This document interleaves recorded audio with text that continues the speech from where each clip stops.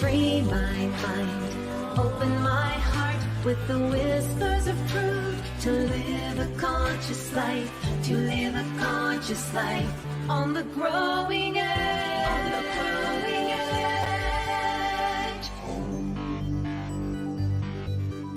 edge. And now, here's Ali.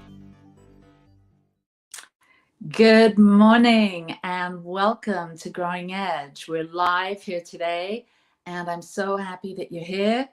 It's a cold and snowy morning here at the top of Utah, and I'm sending you lots of hugs and knowing that today's show is going to lift your spirits and open your heart. Feels really good to be here, and I'm really excited to have my guest today that you're going to meet up with in just a minute. So Growing Edge Live is sponsored by Satya, and we're all about inspiring minds, healing hearts, and transforming lives. And this broadcast, this show, and soon to be podcast, is conversations, soul-centered conversations with heart-centered individuals that are channeling their time, their energy, their love, their creativity, their resources into doing good works on the planet. And so dig in. We're going to have a really great conversation today. We're going to go deep. It's going to be fun. It's going to be lively. So I'm really glad that you're here today. We always start Growing Edge with a segment that we call Ask Ali.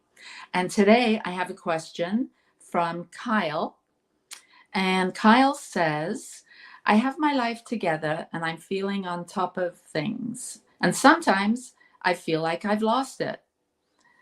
I'm going to start again. Sometimes I have my life together and I feel like I'm on top of things. And sometimes I feel like I've lost it. There seems to be part of me that is spiritual, peaceful, confident, and happy. And then there's part of me that isn't. Isn't that true for all of us? I exercise, I meditate, I read, I listen to spiritual, inspiring stuff. I have a great family. I do work that is meaningful. I'm involved with my community. Am I missing something? No, I don't think so. I think that we all experience this kind of contrast in our lives. We have days when things seem to be clicking along and we seem to be on top of things. Our mind is calm, our emotions are grounded and centered, and we seem to be able to respond to the world as it comes to us in a really centered and spiritually mature way.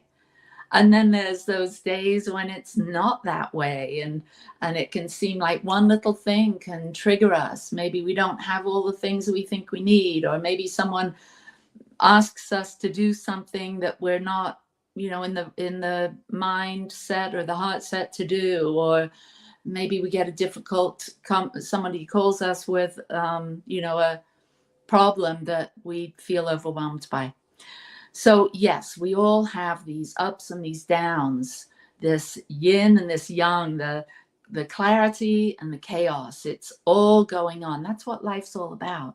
It's this constant dance of change and contrast, and it goes on within us, and it goes on in the world around us. It goes on within our relationships, at our workplaces. It goes on all the time. And so my suggestion is to just take a breath and relax.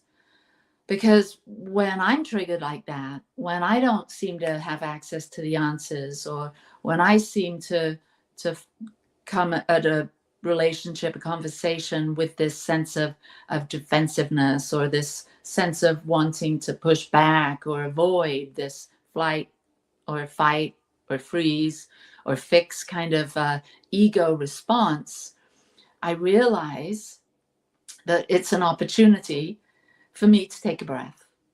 And maybe in real time, we don't have the luxury of taking a breath, but I think after you hear what I have to say, I think you'll have greater access to the peace that's always here, the peace that sort of underpins reality, that I think we can get to when we come from the perspective that everything is up and down, long and short, right and wrong, beautiful and ugly. It's all in the world and it's all within us. But it seems like our ego wants to push that back. Our ego wants to deny those parts of us. And so you actually use the term part. There seems to be a part of me that is spiritual, peaceful, confident, and happy. Then there's a part of me that isn't. Well, my friend, we all have parts. We have angry parts, frustrated parts, defensive parts, happy parts, creative parts. And I feel that if we're struggling, then it's an opportunity for us to sit down, maybe in kind of a contemplation or a meditative place or space, and invite those parts. Invite that angry part, invite in that defensive part, and let it have a moment. What would it say? So you could have a conversation with that part of yourself. So as you sit in the head of the table, so to speak, and you've got these other parts of your personality sitting around the table, you have a conversation and you give anger a moment to express itself. You give frustration a moment to share what's on its mind. You give fear a moment to join in the conversation. And you start to realize, wow, I've got all of this going on. I've got some anger, fear, frustration, confusion. I've got some joy and happiness and creativity. It all is welcome at the table of your life. But when we deny it, when we only listen to that voice that says, you need to get on, you need to get over it, you need to push that down, then we have that experience and it feels like frustration. But when we simply give those voices, those stories that have been part of our reality, some time to speak, it's as though the window opens and some fresh air blows in, and we begin to see that, is that voice of fear true? Is that voice of confusion really true? So we can do a little self-inquiry, and then we can begin to love that part of us, all of those parts of us, extend a little compassion and grace to those fearful parts of our personality. And we start to be more able to choose the part of us that we want to be in charge in our life. And it sounds like you said that there's this spiritual, peaceful, confident, happy parts. Well, that would be a beautiful part to take the lead whilst loving those other parts along the way. So, Kyle, that's my best offering to you today. And I hope that this brings you a sense of peace, just knowing that we're always dealing with energy, and the energy of fear or the energy of confusion, it's there. It comes and it goes. And there's all of those wonderful energies that lift us up and buoy us into this place where we feel like we can take charge. We can dream a new dream. We can organize ourselves, our thoughts and our feelings, our actions, our words, and bring some coherence into manifesting the life that we want to live.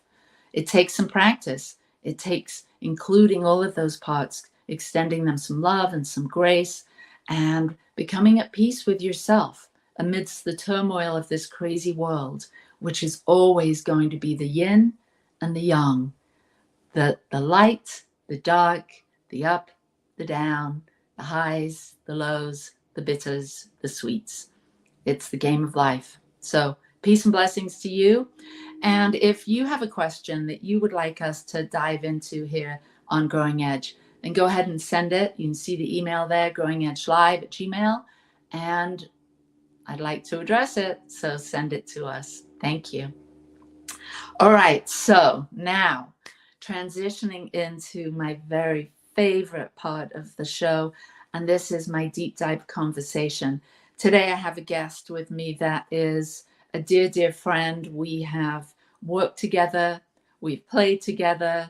We've had tears together, and he's been an amazing support to me in my life. Mark Anthony Lord, welcome to Growing Edge Live.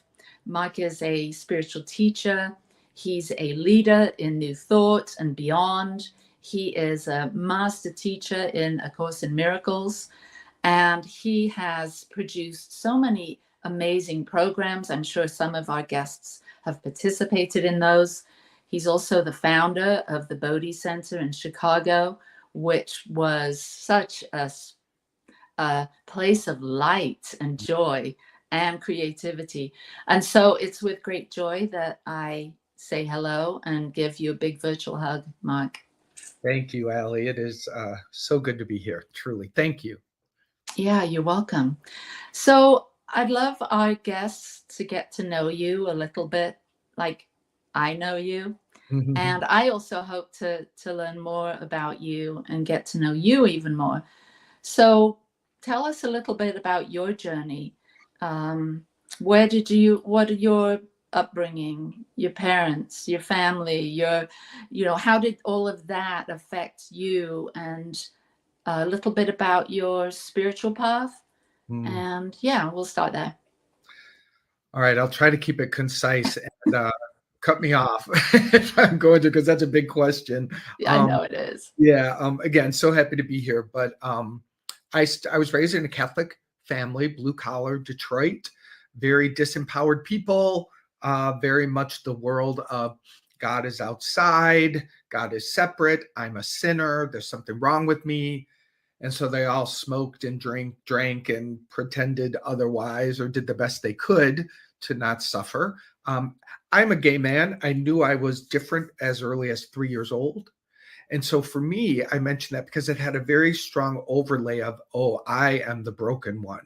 There's something really wrong with me. And God, I say it this way now, but what it felt like then was like, if there is a bus going to hell that God is sending, I'm in the front seat of that bus. And I think a lot of people can relate to that from their childhood experience. But I reference that to say, like, that's real psychic wounding. That's religious abuse, I think, for any religious organization to make someone feel unworthy. And that's just what happened to me. So it was a real deep wound. And by my teen years, I threw God out, threw everything out, wanted nothing to do with it, which many of us do. Fast forward mid-20s, I got into some real addiction tendencies, drugs, and lots of self-destructive behavior. And the gift of that is I ended up in a treatment center that was very spiritually based. And it was there truly, without that 30 days of being in this place that was just filled with God and filled with healing and filled with people that were so different from the world I knew. I mean, that was like 24, 25 years old. And that's when my spiritual path came alive.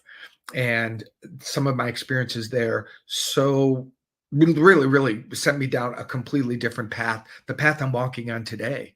So that's what my childhood was like. And at that treatment center, and since then, I have rediscovered the real God that, is in my soul and judges nothing, and the loving universe and spiritual practices that have profoundly healed the trauma and the sense of brokenness, and continue to use that because, sometimes it does feel like layers of the onion, like you were referring to in that first question that you addressed, Yeah, that's interesting because I've never thought of this connection with you and I, but I too really sort of moved out of that old paradigm of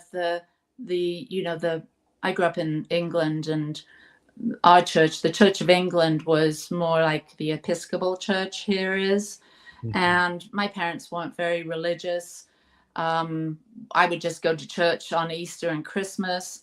But there was a period of my life when I was particularly rebellious and, misbehaving, and my dad would send me to church. And so I walked across, we lived on a golf course in a tiny little village, and I'd walk across the golf course, like to the very earliest service, and I wouldn't see anyone. It's like the sunrise service or something like that.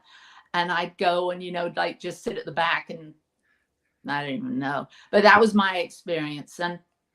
But the thing that connects us a little bit is that I was searching when I had kids. I was looking for some kind of spiritual something for them.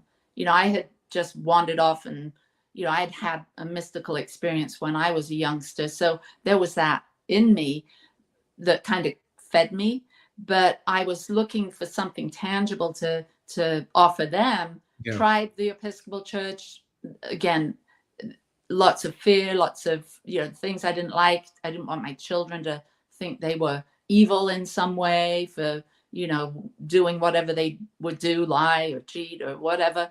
And so where I really found connection to the divine was at an Al-Anon meeting.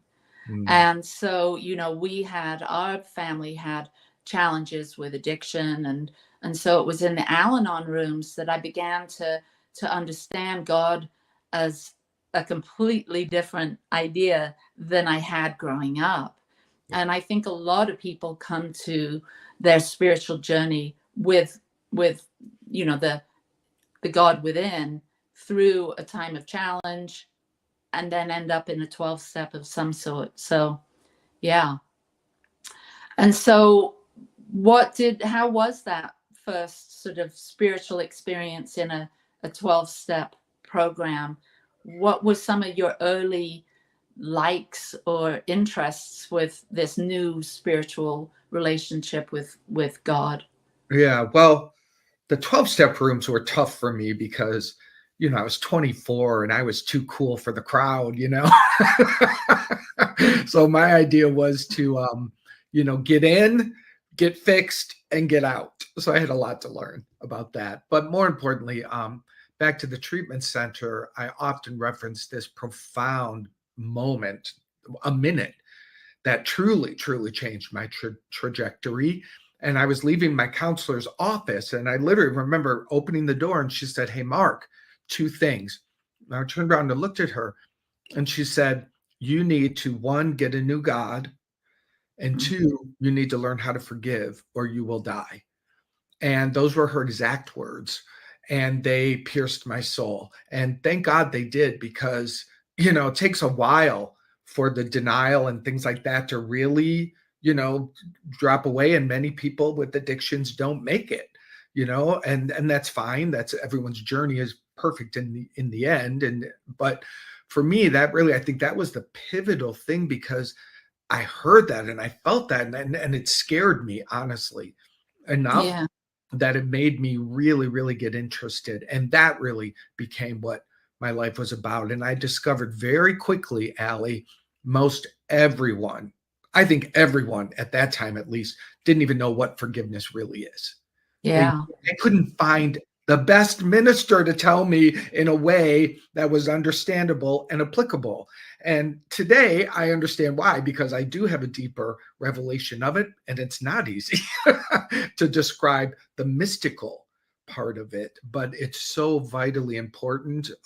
Course in Miracles, that is the key spiritual practice, really, that it uses to awaken spiritually from the dream, forgiveness. Right. So, gosh, you're talking about a lot of things. I'm imagining at that point when you were a young man and your therapist or your counselor mentioned forgiveness and finding a new God. So forgiveness at that point, can you go a little deeper there? Because I do want to get to the book you wrote on forgiveness and A Course in Miracles.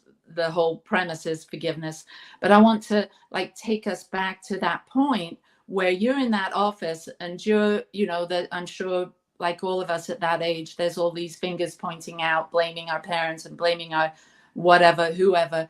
How did your 24-year-old self, who were you forgiving? What was it?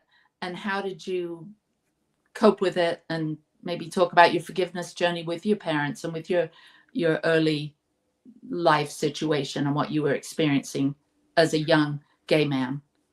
Well, that is such a good question, because my understanding of forgiveness then was basically like, yeah, this bad thing happened. Yeah, you were victimized, but you've got to be better.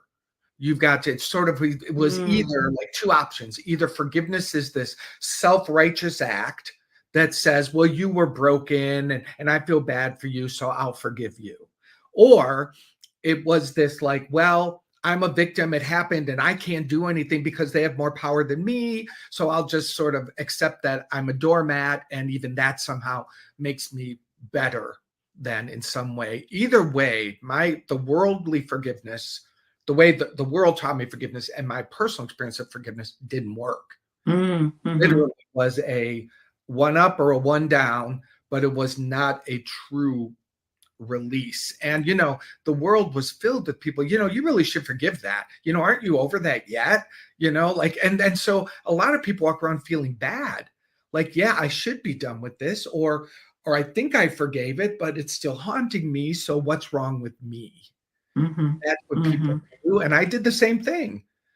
So it sounds like this was, maybe she introduced forgiveness and you went to all those places of like trying to figure out how to do it. And oh my goodness. And that must have lasted for a long time, because you hadn't awoken, let's say, to this deeper, profound wisdom that you gained on what forgiveness really is. Yeah. So there must have been the first forgiveness, like the surface forgiveness. And then later on in your life, you came to this, through your own work, through your own sense of discovery, your own relationship with the divine or with God, what forgiveness really was. So, so when you did the first forgiveness, when you were trying it on, so to speak, how did that impact your relationship? Because what I'm hearing is it wasn't quite it wasn't like true forgiveness as you see it today, but it was an attempt to have a relationship or have a clear up those feelings of blame or anger that you had towards whomever. So, tell me a little bit about the evolution of your forgiveness within your body, within your life. Well, yeah, you're right. I mean, even a willingness to try it on, I think that it's a loving universe, it's not going to go, well, you don't have it perfect yet. So, try again. Everything was adding up to it. However, a misunderstanding and a misapplication does make it take longer. And that was my experience, until I had an actual mystical experience, which was at age 30, when I really had a very profound, unbelievable experience where forgiveness transformed my mind and my vibration in an instant. And okay, I want a snapshot. I want you to go back to that moment, and okay. I want you to give us what that was. Okay, I will make this concise. I was working as a choreographer and director and performer, and I was living in LA, and I was flown to Chicago to direct a show, and I was at the table read. And the show was about sexual abuse. I'd been sexually abused as a child at age 6, very, very profoundly, very, very horribly. And so all of this was being stirred up. And I was doing my forgiveness work on this, by the way, because that was the impetus for my self-destructive behavior part of it in my 20s. So I've been working with a spiritual practitioner. I was, just started going to Agape in LA and, was very getting involved and working with them. And so here I am in Chicago reading this story. I'm getting triggered inside. I'm just shaking, but I'm trying to keep my shit together because I'm at a table read with the money people. And so I get through that. I get on the plane to fly home, and I sat on the window seat. I put my sunglasses on. I remember every moment I turned my head towards the window and tears were coming down my face. And I just kept saying, I ask that forgiveness set me free. God help me. I ask that forgiveness set me free. God help me. It's all I knew to say. I couldn't take it. The pain was so in me. And suddenly I was literally like, I felt like God grabbed me and pulled me back out of the scene, like holding my head and said, see this as I see this. And the whole overlay of the abuse disappeared. And the back of it was light dancing with light. It just looked like a dance of light. And I was told by God in my whatever, that is all that's ever really happening Everything else is the overlay, is a lie. That's what is to be forgiven. And the whole story just dissolved, and it was like put into this ball, like the see-through ball, and was thrown off into the universe. I saw it. It became fireworks. And I was told that story will never harm you. It no longer lives in you. It is forgiven. You will now only remember it in teaching moments. Literally, I was given that detailed instruction. And to this day, it's never hurt me. I don't feel it in me. It is gone. And even when I tell you the story now, it just comes back to mind for this purpose. Otherwise, it doesn't exist. That's really what forgiveness does. I wouldn't have known that. No one ever told me that. Had I not had a pure healing from it, I wouldn't know it myself. Wow, that's beautiful.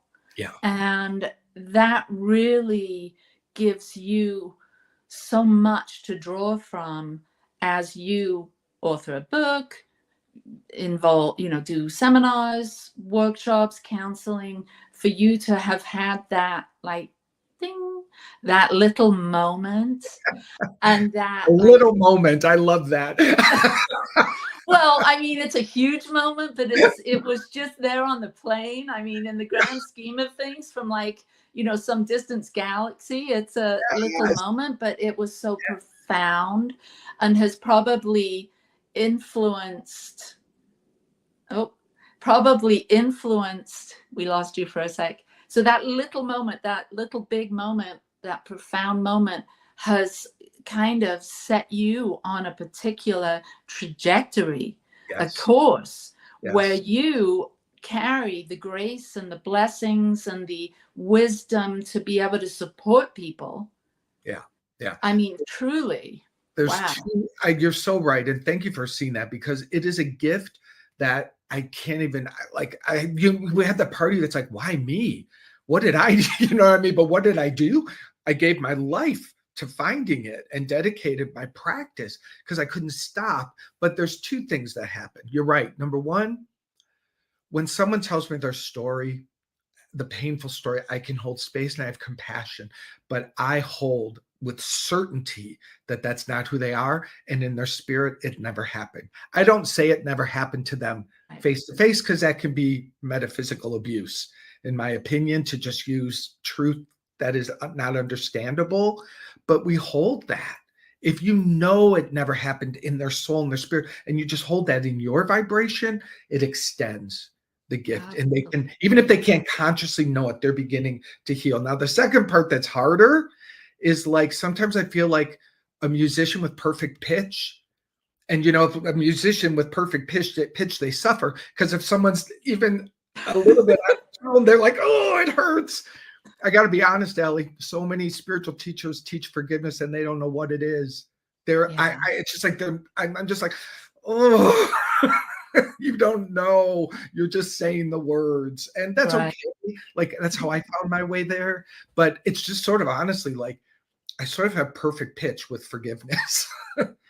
All right. Well, we're going to go to a quick break, and then I want to dive a little bit more deeply into this perfect pitch, so you can explain and share with people what you learned and how you came to write your book about it, and how, I don't know, of course, A Course in Miracles came at the same time or after, but we'll get into that on the other side of the break. So see you in a minute.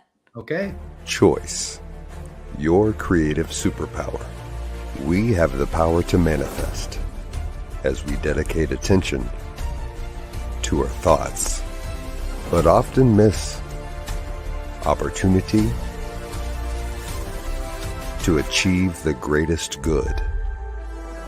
Your superpower is waiting to be unleashed to unlock a fuller, more rewarding world for all. Join us every Thursday at noon Mountain Time for Choice, your creative superpower with Zoe DeMuro.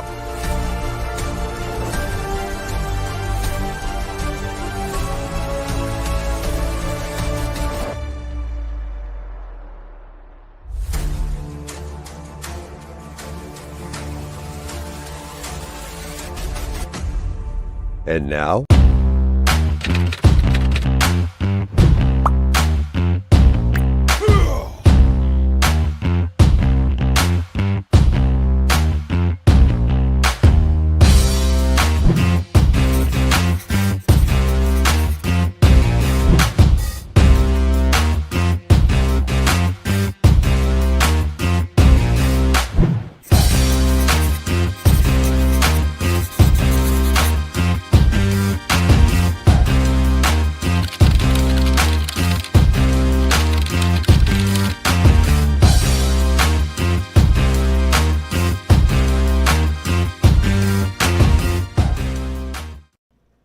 Please help us say thank you to our organizational sponsors, including the Hepperlin Foundation, Affiliated New Thought Network, International New Thought Alliance, Science of Mind Archives and Library Foundation, Center for Spiritual Living Denver, Center for Spiritual Living Midtown, New Thought Philadelphia, Planned Happiness Institute, Summit Center for Spiritual Living, One Heart Retreats, Center for Spiritual Living on the Lake, Unity Spiritual Center, Kitchener, Om Center for Spiritual Living, La Mesa, Satya Center, Center for Spiritual Living, North Jersey, Unity of Savannah, and Center for Spiritual Living, Seattle, as well as all of our individual donors.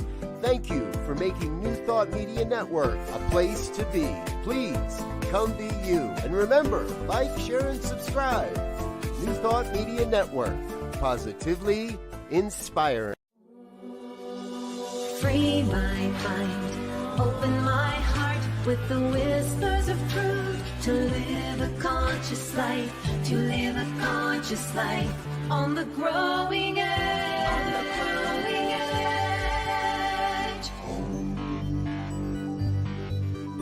And now, here's Allie. We're back.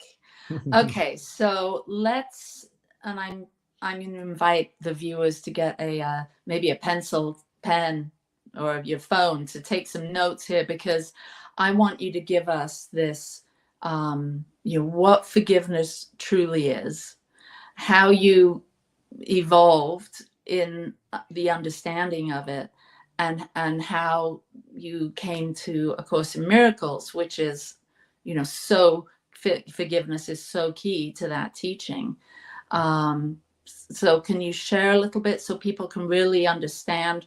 Because many of us think forgiveness is what we started off talking about. Yeah, I know. Feel bad about themselves because it's still, all of the thoughts are lingering around because, we can't forgive, or we're holding on to it, or it just doesn't make sense to us. We feel ashamed. So Yeah. Well, the deepest reason we can't forgive, and this is hard, but I want to go as deep as we can together, Allie, is because we still believe it happened. And this is a key shifting in experience. Your person who called in or whatever, the question in the beginning was talking about, sometimes I've got it together. Sometimes like he was describing, what he was really describing, as the Course teaches, is the split mind. The mind is split. One part is the ego, one part is the love or Holy Spirit. But the Course gets more specific. It says, but one of those is not real. The ego's voice, it's whose energy is fear, whose only purpose is destruction, is not true. Now, that is such a profound idea. But when we back up into the mind where that split exists, we have many examples, phenomenal spiritual teachers along the path who have discovered the ability to release the fear part of the brain and center themselves fully in the Christ light, the Holy Spirit, the love, whatever word you want to use, the God self. That's the only real part. Everything else, the Course calls a dream. So forgiveness gives you the ability to, over time, sometimes in a moment, to release the energy that you're giving the story about what happened and what it means about you, because it's the meaning that traps us. Did it or didn't happen? Fine. It happened in the dream, whatever you call it, but that's 40 years ago. Where are you now? And what is keeping it alive now is the meaning and the identification that I have embodied about it and about myself. This is really what is healed. This is what is forgiven, and we become released from. And when we're released from the false identification, the true identification just sits there shining, light dancing with light, because that's all that's true about every one of us. That's what forgiveness takes us to. But people make forgiveness harder than it is. So if I can get into that, I define forgiveness as something mystical that is done unto you. And the important key about this is you don't do it. I don't do it. I didn't get off the drugs. Something mystical, my higher power was activated. Was I a part of it? Sure, but there's something mystical that made what I was doing yesterday suddenly stop. And I knew I was so humble to the truth that I of myself couldn't have ever have done that. And that's the same experience for me when it came to forgiveness. I had something that I could never have caused of myself, of the part that believed myself separate, the part that believed myself wounded and broken. That part could never have found its way out of the hole. And that's what people try to do. That's when they say, I forgive you. What's the I? Not that I forgive you are bad words, by the way. I mean, you know, they're very, very helpful. But in the mystical dissection of it, I is not me. It is the I am presence. It is the higher self. It is me. And so I do forgiveness. What's more authentic for me is to ask for forgiveness to be done, because I don't do it. And because my asking is more about creating an opening. It's like I ask for something higher, the truth, the higher self. I ask that to dissolve the story and dissolve and release me from the identification that I have with the story. That's what I'm doing. I'm asking, and it's very simple words. I ask the forgiveness, set me free. Okay, so I have a question. Please. So I've got adult children, and they don't let me get away with a lot of the spiritual stuff. You know, they're not, their eyes glaze over. So when I try and give them an answer to a question, you know, like a life question, like, you know, what's forgiveness? They're not going to buy this divine thing. They don't have access to that lingo, that awareness. So how would you explain what you're explaining, that you ask forgiveness to be done unto you? Like, how would you explain that process to a 30-something that doesn't believe in a divine, that is more earthly based, you know, going around life? They might believe in, you know, manifesting is like big these days with the younger crowd, you know, but the whole God thing isn't as much. And so how would you explain this forgiveness, or, you know, asking forgiveness, when there's not this ability to tap into God or something? Well, I'll be honest with you. I wouldn't. I wouldn't waste my time, and I wouldn't waste theirs. Like, I don't need to tell anyone anything they don't want to hear. Like, I'm not gonna go out there and evangelize and bring someone, like, if you don't want it, don't do it. Right. But a lot of people want to forgive, but they just don't want to bring God into the scenario. They want relief. They want relief from the power. Yeah. But here's the deal. And this is, and I don't mind your pushback, but I'm just not interested in dumbing down my words to help someone be comfortable. It's not my calling. It's not my, other people are brilliant at helping people cross a bridge. I don't have that gift. Like, I speak in the language I speak in because it's of my soul. I speak in the words I use because that's magnetic for those who I'm meant to work with and teach. So I just, for some reason, I got to say that, but let me say yes and. Let me yes and you to just for the purpose, because again, like, I don't know why, Allie. I'd be like, okay, you don't want it, I'm out of here. Yeah. I'll leave fast. But you and I both know through human design that you're a projector, so I'm giving you an invitation. I know you are. Because I'm like, oh. All right. So let me find. I'm gonna do my. You know, I also do some channeling, and so I'm gonna do this because I don't want my words to get in the way. So really, let me take a breath, if I may, and just give this. Okay, yeah, please do. Because there is something in me that wants to answer. And so what we're really describing in this moment is a letting go of a sense of self that is less than the truth of your whole being. It's a surrendering of a story about yourself that got imprinted on you from an experience. So you could really make it as simple as letting go of a story that doesn't support you, letting go of an identification that has you limited and makes you unable to manifest your good. You see, the overlay of a broken story upon your vibration is what's blocking you from creating that better job. It's what's blocking you from what's creating more income. So you may say, I'm not into that, but I would say to you, look at the wall that's in the way of what you want. The wall that's in the way of what you want needs to come down so that you can manifest from your power, from your strength. The way to bring that wall down is simply what is called forgiveness. Forgiveness will take that wall down brick by brick by brick until it is completely dissolved if you give it enough time. And when that wall of resistance and false identification is brought down, your power to create the life that is inside of you will flow with grace and ease, uninhibited. Who doesn't want that? Woohoo! You did Is that it. You did it. And I could just see myself talking to one of my children, and you know, there wasn't a spiritual word in there. There wasn't anything good. in there. I literally wasn't listening. I had to totally, because I'm like, oh, I am resistant to this one, so let me get out of the way. So yeah, no, it was really good. It was more like you said, you know, let forgiveness take the wall down one brick at a time. And I was thinking, yeah, we can all wrap our head around forgiveness, what that feels like. And there's a particular energy that comes with it, not to get too spiritual or woo-woo, but there's an energy of like a wall blocking me from my job, my good relationship, whatever it is that I want.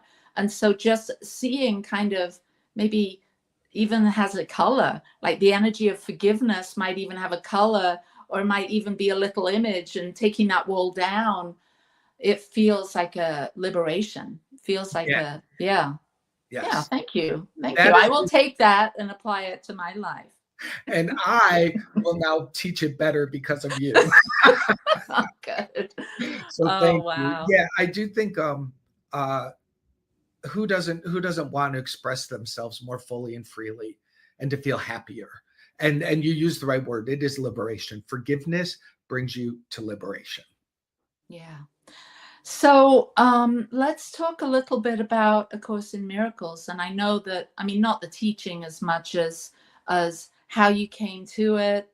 How does it meld? Like, how did it feather in with everything else that you already, you know, you've been studying for years, I would imagine, before you heard about A Course in Miracles. So how did that feather in with your worldview or your spiritual view when you found it? Was it did it like click like a puzzle piece, or was there a little bit of a time for the integration to happen?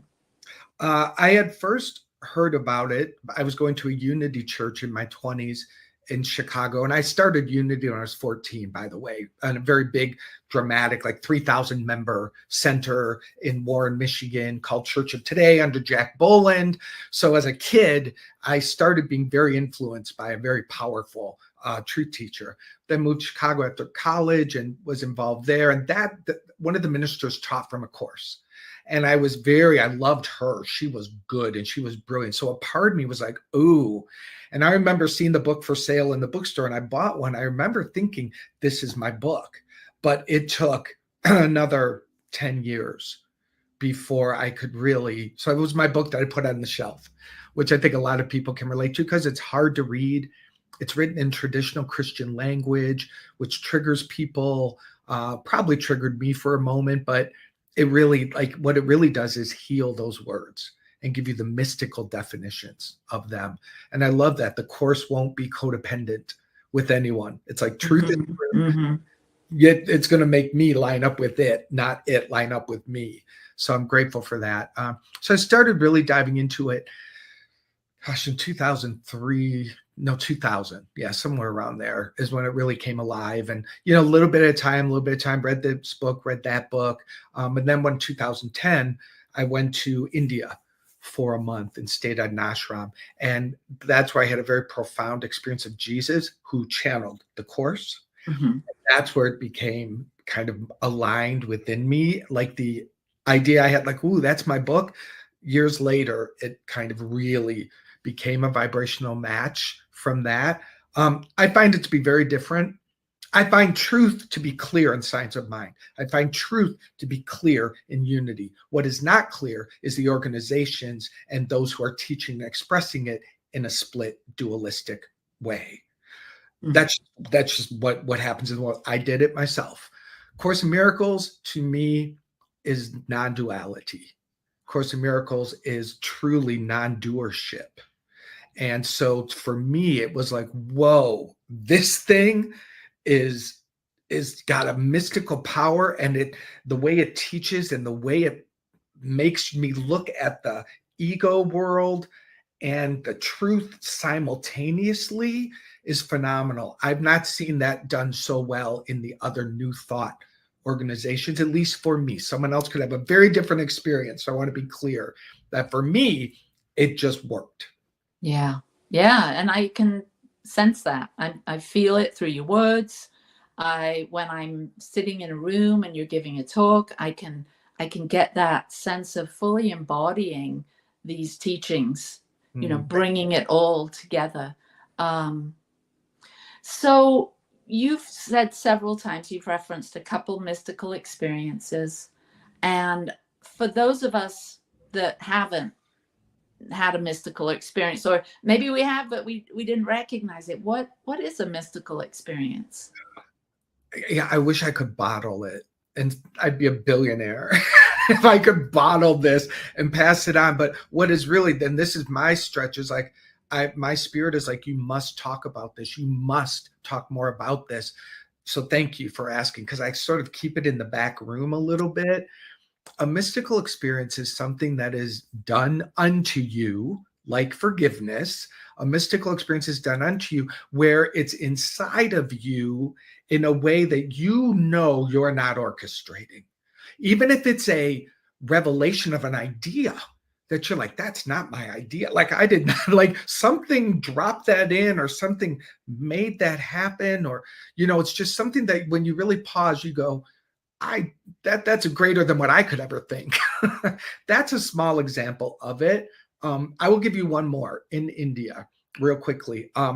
I had been developing a very intimate relationship with Jesus in India, which was not my plan. I went to India to get a cool Eastern guru. That's what I wanted. And I traveled halfway around the world to be told inside me that Jesus was my guy. And he was in India, according to some. He what? He was in India for a period absolutely. of his time, according to some. Yeah, but I just didn't want, I wanted to be cooler than that. So anyway, had a big healing there. But one time, this is an example of it. We're in a teaching. The monks do phenomenal metaphysical teachings where I was. And then you went into a meditation or experience of it. As his teaching was coming to a close, I heard Jesus at that time say to me, repeat my name and don't stop.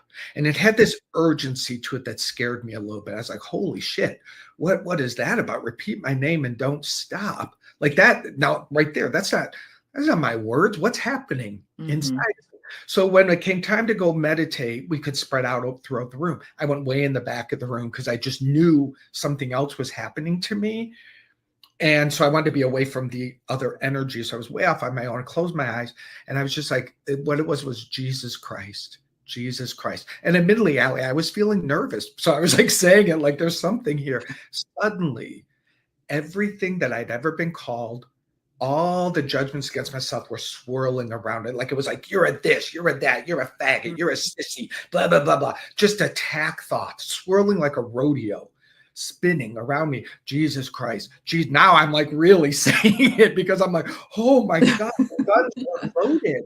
Everything, the guns were loaded. Everything in my mind was coming out and circling me. I just stayed anchored. Jesus Christ. And in a moment, every one of those thoughts went poof. And it was perfectly quiet. It was quiet like I can't even describe. They just disappeared. So what's going on in your body at this time? I mean, it's just light, just white light, and very conscious but no thought. And then I would do like, I was like, and I remember going, Jesus Christ, and it just rippled in the energy field. And then I just sort of merged into this light for a while. And I sort of disappeared, but I sort of was not disappeared. Like it was just, there was no mind. I was in the no mind for a while. And I really feel like, so that's a mystical experience, a healing, because my mystical experiences are only for the healing. That's what it feels like for me thus far. And it was a healing where my mind was released from all of these judgments. When someone calls you a name, it lives there in the vibration. So all of these thousands of voices that are in our head, mostly they stay quiet, they stay suppressed. But when we get triggered and afraid, boom, Yeah. So that's another example of a gift I was just given. So I have a question, because I had a mystical experience when I was 5 years old, and it just stays with me. And I've had a couple since, several since. And what I find is there's a particular, it happened to me. Like it wasn't something that I was preparing for at 5 years old, for goodness sakes. Right. And it stayed with me. I never talked about it. And maybe I did when I was a bit older. Once I became spiritual, I did talk about it on occasion. But there's something wonderful about having something like that happen. It's timeless. Like it even though it happened, 1970 whatever or 60 whatever, it still seems to be very fresh today. And it still is unpacking. Like it's still giving me, like when I tune into it, it's here. Right, it's here. And so can you talk a little bit about that, like aspect of this, the plain one and the Jesus in the ashram? That should be like a chapter in your next book or something. I don't know. Tell me about how it's still alive in you, or how you can access it, or like it feels like a conversation that's still going on, or you access to a dimension of information it's not, information is not quite the right word. It's a transference, something. Yeah. Well, and this is what my edge is. So thank you, Allie, for bringing me to my edge here with you. This is my kind of vulnerable spot, because Mark will be right back. I've got a part of me that's like, you can't tell people you've had so many. It's selfish. Like, why? Like, it's a weird thing that I just personally kind of, and I've got to lay that down, because my spirit is like, these stories must be told so they can be told. Just like your story. Yes. Like, I think it is the time to talk about them, because they do come alive in me, and they reconnect me to humility. They reconnect me to like, I'm not doing this anyway. So why get all stirred up? Like, and like they reconnect me to how loved we are. We are so loved. The we that is the identity in the divine, not the separated we that we're dreaming is broken. You're not broken. That's your dream self. That's your not self. And to use human design language, it's the not self that we give our energy to. And then we go, I remember being the not self, like the broken part, and like, God, fix this. God, fix this. And God, I feel like God would be like, well, then take your attention off of it. No, you get down here. You get down here and change this. And God's like, why don't you just come up here and let it disappear? But it shows you how attached we are, right? The universe is saying, let it go, look up. But that doesn't, it feels like sometimes it feels like such a horrible thing to do, Yeah. So, there's so much horrible stuff going on in the world, and we're coming to the close to the end of our time together. I can't believe we've been doing this for 45 minutes, but there is so much heavy stuff going on in the world today. And we can sit in our comfortable little, meditation rooms or office or home, whatever. We're very blessed. But there is a lot going on in the world. So that song, What the World Needs Now is Love, Sweet Love, that plays in my head quite a bit these days when I'm, thinking of what's going on in the Ukraine or what's going on in the Middle East. So Mike, what does the world need now? From the most evolved part of you, this awakened part of you, this channel, what does the world need now?